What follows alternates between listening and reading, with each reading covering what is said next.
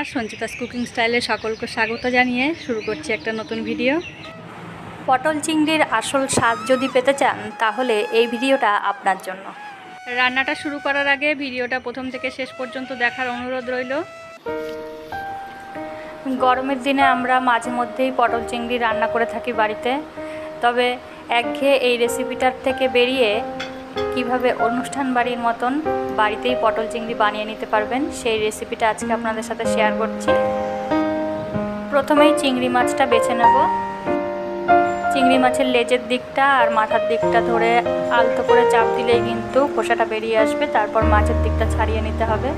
আর চিংড়ি মাছের পিঠের দিকটা একটু চিড়ে দিলেই দেখবেন একটা নোংরা মতো আছে কালো, সেটা বের করে নিতে হবে। সব চিংড়ি মাছের খোসা আমি ছাড়িয়ে নিয়েছি, তারপর ধুয়ে পরিষ্কার করে নিয়ে এবারে আমি এর মধ্যে দিয়ে দিয়েছি নুন আর হলুদ, ভালো করে মেখে নিচ্ছি। রান্নাটা সর্ষের তেলে করব। সর্ষের তেল গরম বসিয়ে দিয়ে আমি চিংড়ি মাছটা প্রথমে ভেজে নিচ্ছি। চিংড়ি মাছটা খুব কড়া করে ভাজবো না, একটু লালচে হয়ে এলেই আমি তুলে নিয়েছি। এবারে ওই চিংড়ি মাছ ভাজা তেলের মধ্যে দিয়ে দিয়েছি পটল, দিয়ে দিলাম পরিমাণ মতো নুন আর হলুদ। চিংড়ি মাছটা সবসময় একটু হালকা ভেজে নেবেন, খুব কড়া করে ভাজলে চিংড়ি মাছটা একটু শক্ত হয়ে যায়, রাবারের মতো লাগে। পটলটা কিন্তু খুব সুন্দর করে ভেজে নিতে হবে। পটলটা ভালো করে ভেজে না নিলে রান্নায় স্বাদ হবে না।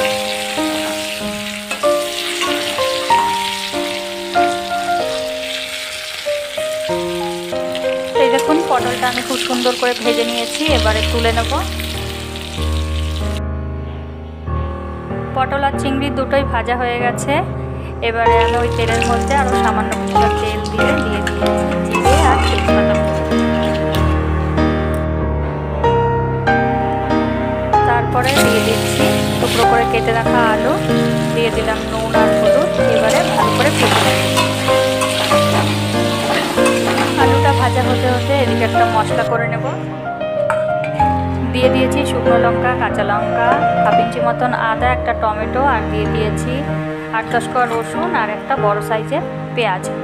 এবারে আমি এর মধ্যে দিয়ে দেব বেছে রাখা চিংড়ি মাছের থেকে দুটো চিংড়ি মাছ। এবারে এই সমস্ত কিছু একসাথে পেস্ট করে নিয়েছি। এদিকে আলুটাও প্রায় ভাজা হয়ে এসেছে।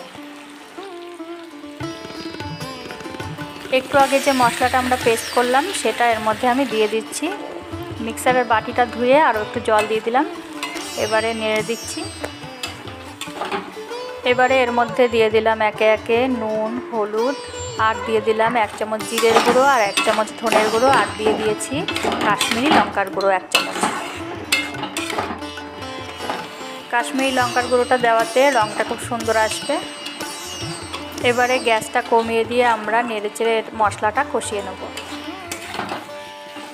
আলুর সাথে মশলাটা কিছুক্ষণ কষিয়ে নিয়ে এর মধ্যে দিয়ে দিচ্ছি আগে থেকে ভেজে রাখা পটলগুলো।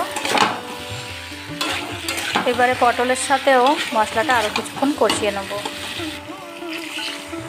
এবারে দিয়ে দেব অল্প একটু জল, অল্প কিছুটা জল বারবার করে দিয়ে যদি আপনারা নেড়েচেড়ে ভালোভাবে কষান তাহলে রঙটাও খুব সুন্দর হবে আর স্বাদটাও ভালো হবে।